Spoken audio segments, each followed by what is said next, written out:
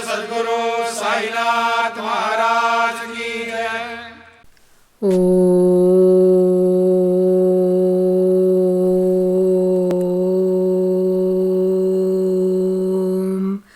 சாய்ராம்.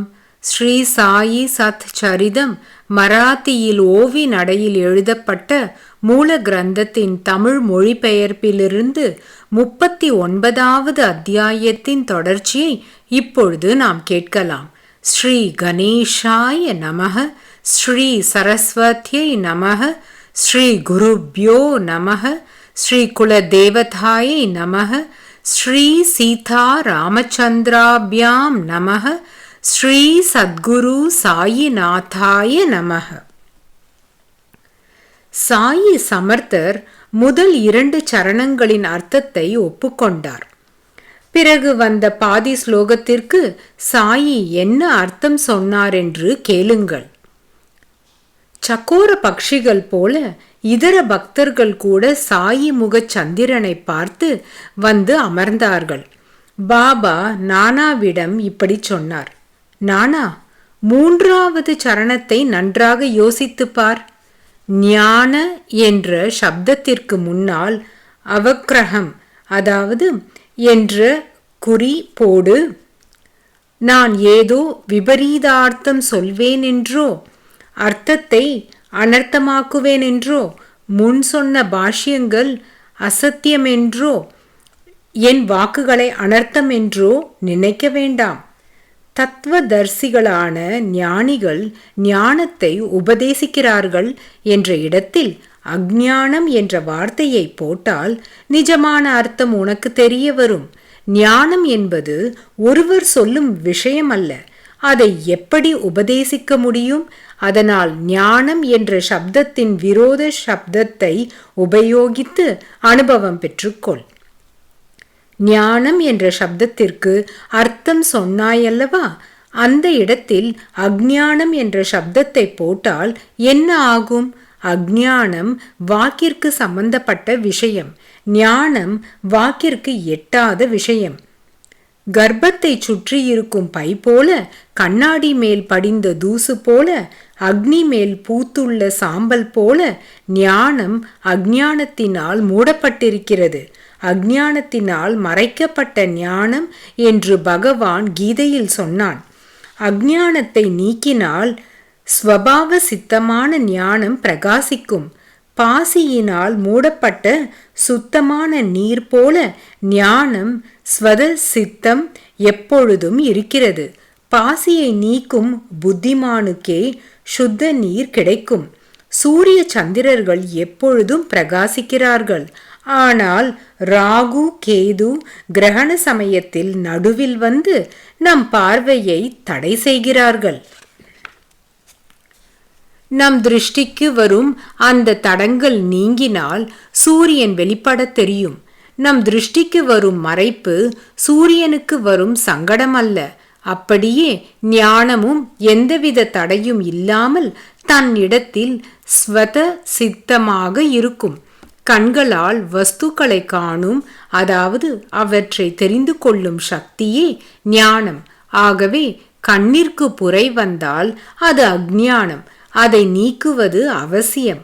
அந்த புரையை கையின் லாகவத்தினால் நீக்கி பார்க்கும் சக்தியை வெளிப்படுத்த வேண்டும்.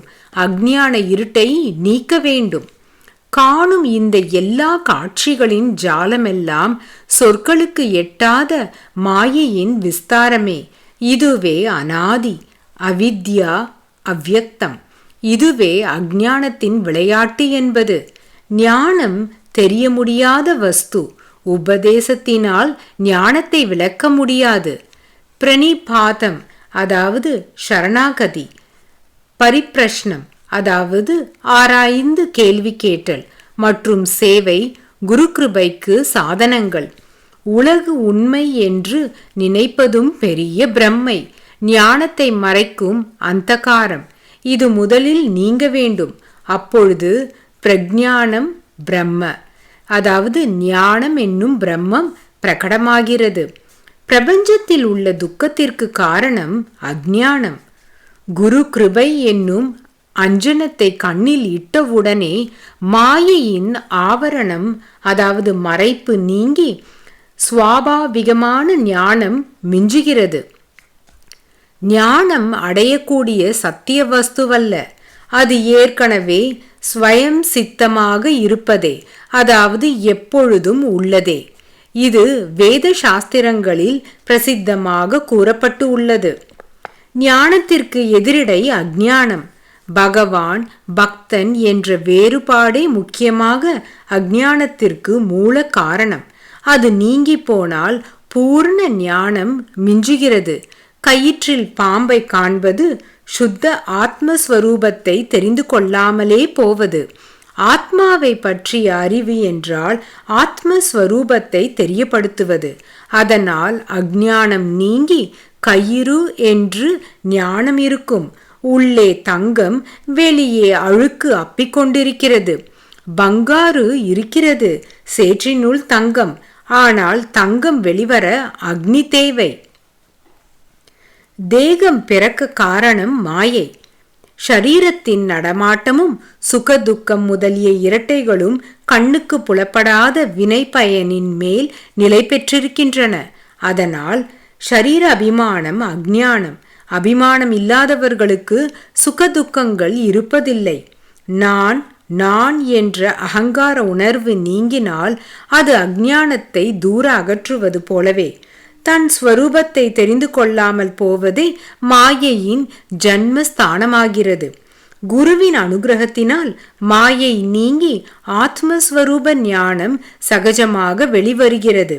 பகவத் பக்தி இல்லாமல் மற்ற சாதனங்கள் எதற்கு? பிரம்மதேவன் கூட மாயையின் ஆதிக்கத்தில் இருக்கிறான். அவனை கூட மாயையிலிருந்து விடுவிப்பது பக்தியே. பிரம்ம பிராப்தியை எடுத்துக்கொண்டால் அங்கு கூட பக்தி இல்லாமல் முக்தியை அடைய முடியாது. அதனால் மாயையை நீக்க பகவத் பஜனை ஒன்றே உபாயம். பகவத் பக்தியில் வீழ்ச்சி இருக்காது, பவ பந்தனங்கள் இருப்பதில்லை. மாயை அந்த பக்தனிடம் இருப்பது சாத்தியமில்லை என்று ஜனங்கள் சொல்வார்கள். ஆனால் அது அதி மாயாவியே. ஞானிகளையும் கூட காலத்தின் பிடியில் சிக்க வைக்கிறது.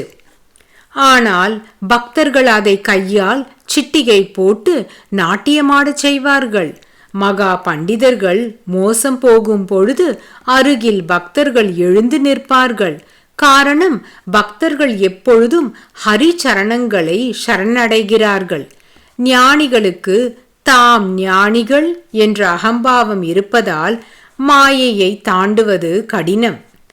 சத்குருவை அனன்யமாக, அதாவது முழுமையாக சரணடைந்து அவர் சரணங்களை பிடித்து கொண்டால் பவ பயம் நீங்குகிறது. மரணம் கட்டாயமாக வந்தே தீரும். ஆனால் ஹரியை மறக்கக்கூடாது. இந்திரியங்கள் அவரவர்கள் வர்ணாசிரம தர்மத்தை அனுசரித்து காரியம் செய்தாலும் மனதில் ஹரிச்சரண தியானம் எப்பொழுதும் இருக்க வேண்டும். குதிரைகள் பூட்டப்பட்டிருக்கும் ரதம் போல் இந்த சரீரத்தில் இந்திரியங்கள் கட்டப்பட்டிருக்கின்றன. மனம் என்ற திடமான வலுவான கயிற்றினால் புத்தி தன் கையினால் இந்திரிய நிகிரகம் செய்கிறது.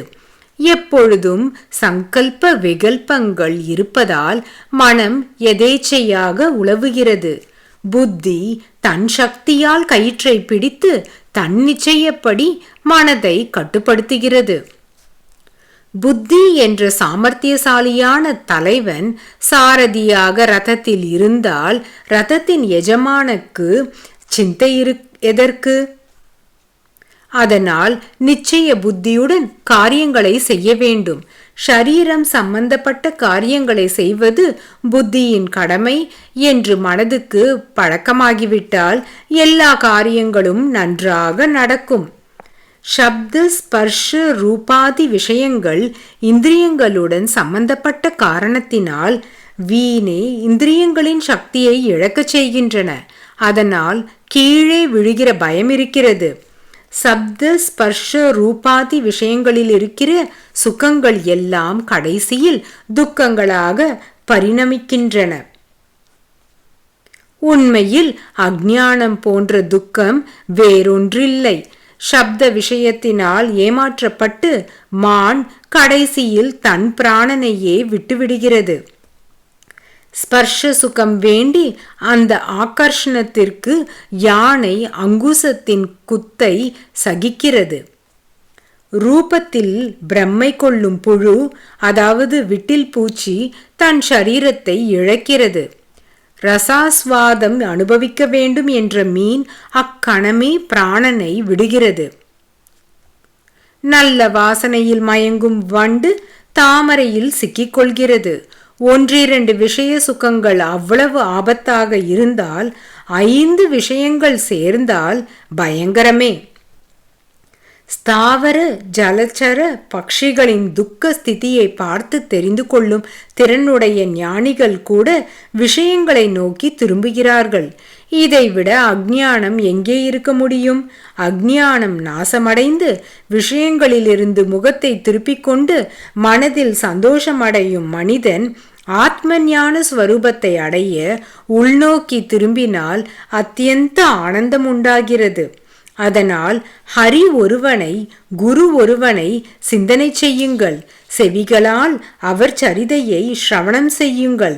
மனதில் தியானம் செய்து மீண்டும் மீண்டும் சிந்தனை செய்யவும். நாவினால் நாமஸ்மரணை செய்யுங்கள். கால்களால் ஹரியின், குருவின் ஊருக்கு நடவுங்கள். மூக்கினால் குருவின் நிர்மால்ய வாசனையை நுகருங்கள். கைகளால் குரு சரணங்களை வந்தனை செய்யுங்கள். கண்களினால் அவர் தர்சனம் செய்யுங்கள்.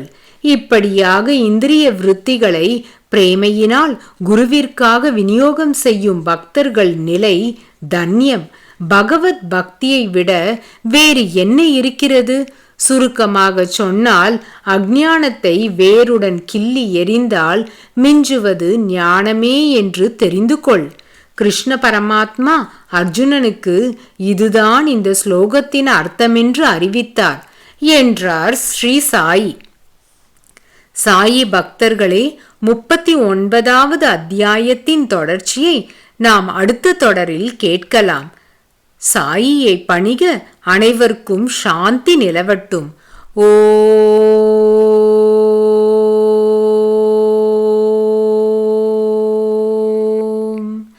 சாய்ராம். श्री सच्चिदानंद सद्गुरु साईनाथ महाराज की जय। श्री सच्चिदानंद सद्गुरु साईनाथ महाराज की जय।